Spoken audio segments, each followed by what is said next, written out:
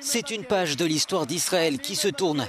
À une voix près seulement, les députés votent la confiance au nouveau gouvernement de Naftali Bennett, qui devient le nouveau Premier ministre, et mettent fin au règne de Benyamin Netanyahou, après 12 ans au pouvoir. Issu de la droite nationaliste et religieuse, Naftali Bennett ne dispose avec son parti que de 7 sièges au Parlement, mais il prend la tête d'une nouvelle coalition allant de la droite à la gauche et qui inclut un parti arabe. C'est une première. Ce gouvernement représente tout Israël, a déclaré le nouveau Premier ministre.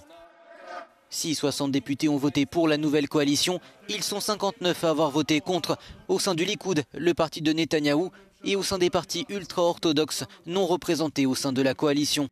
Ce que Benyamin Netanyahou a dénoncé, tandis que dans le Parlement, certains députés n'ont pas hésité à exprimer leur colère.